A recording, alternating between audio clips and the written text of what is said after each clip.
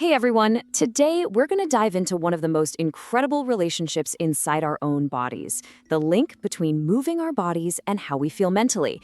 And it's a connection that science is showing us is way more powerful than we ever thought. So let's just start with this big question, right? What if the real journey to feeling better, to thinking a little clearer, and to building a mind that's just stronger doesn't start in a clinic, but just by, putting one foot in front of the other? If you've ever felt stuck or totally overwhelmed or just off, you are so not alone. That feeling is 100% real. But the good news, the really hopeful part, is that science is uncovering this amazing, accessible way to start moving forward again, literally. So here's what we're going to get into. We'll look at what actually happens inside your brain when you move and all that feel-good chemistry that gets released. We'll also see how that helps with things like depression and anxiety, how exercise literally rewires your brain, how to find the right amount for you, and importantly, a heads up about when it can go too far. All right, first up, the brain on the move. Usually when we think exercise, we picture bigger muscles, a stronger heart. But honestly, the most amazing stuff is happening right inside your head.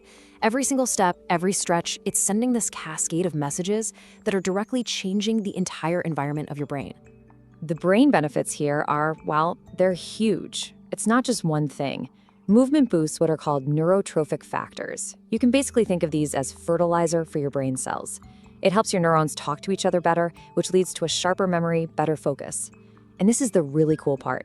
It actually helps your brain grow new cells, especially in the hippocampus, which is a major hub for both your memory and your mood. Okay, so how in the world does a simple walk do all of that? Well, it all comes down to chemistry.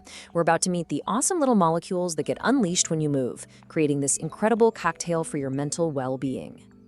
So, the absolute superstar of this whole chemical show is BDNF. That stands for Brain-Derived Neurotrophic Factor. And I love this nickname for it, Miracle Grow for the Brain. It's just perfect, right? Because this protein does two amazing things. It keeps the brain cells you already have healthy, and it helps you grow brand new ones. And the more you move consistently, the more BDNF you have floating around. It's awesome. But BDNF isn't flying solo. Movement also gets your dopamine flowing. That's the molecule that makes you feel motivated and rewarded. It boosts serotonin, which is key for a stable mood, and actually helps create those new neurons we just talked about.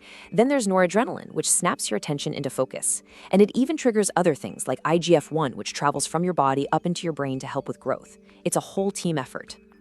Okay, so we've got this amazing chemical party happening in the brain, but how does that actually help fight some of the toughest mental health challenges, like depression and anxiety?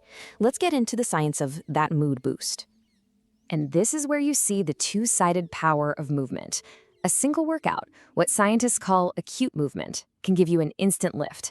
That little rush of noradrenaline and dopamine can cut right through that mental fog and just make you feel better, right now. But the real game changer? That's consistent movement. It actually builds a long-term defense system for your brain, helping your neurons survive stress and damage. This is how you build real, lasting resilience. Which brings us to something that is just so exciting in neuroscience. We used to think the adult brain was basically set in stone. We now know that's totally wrong. It's always changing.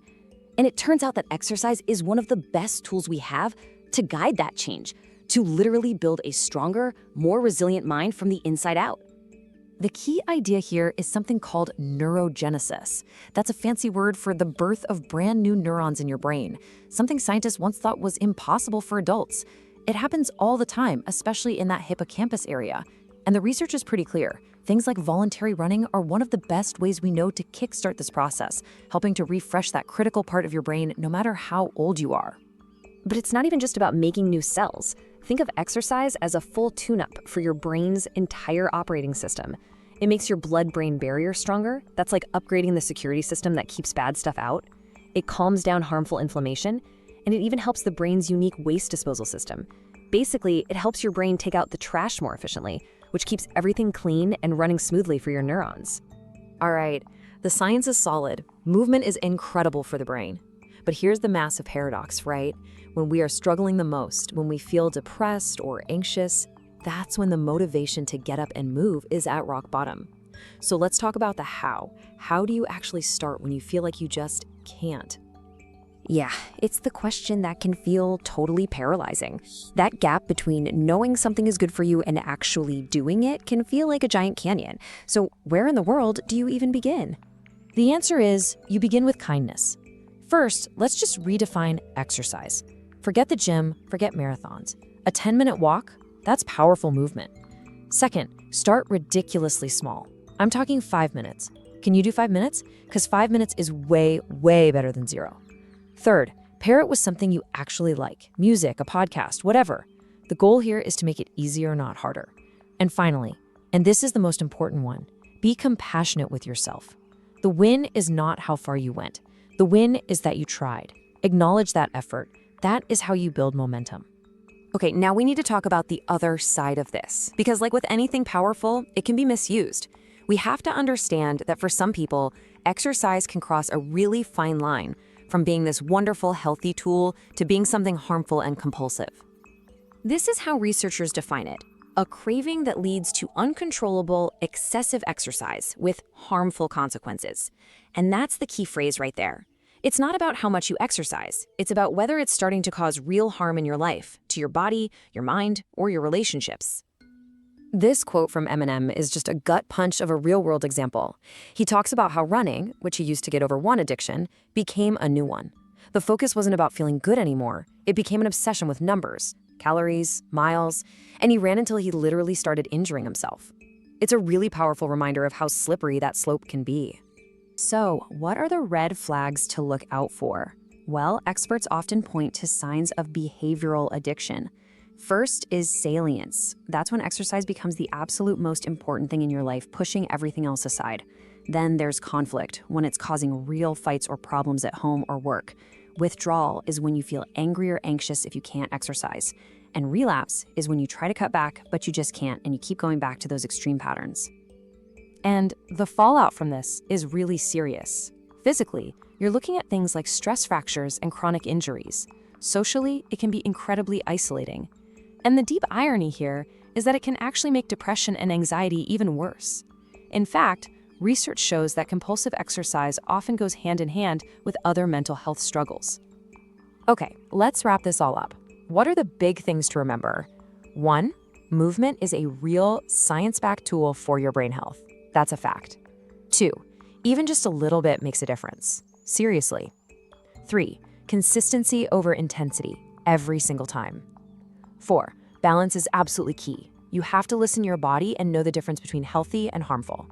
And finally, and this is the big one, exercise is a fantastic support system, but it is not a replacement for professional care if you are struggling. And just to be crystal clear on that last point, your mental health is so important. Exercise is a powerful piece of the puzzle, but it isn't a magic cure. If you are in a crisis, please reach out for professional help right away. Seeking help is one of the strongest things you can do. So I'll just leave you with this question. Forget about what you should do or have to do. Instead, just think about this. How can you invite a little bit of gentle movement into your day today? Not as another chore on your list, but as a true act of kindness for your amazing brain. Thanks so much for being here with me.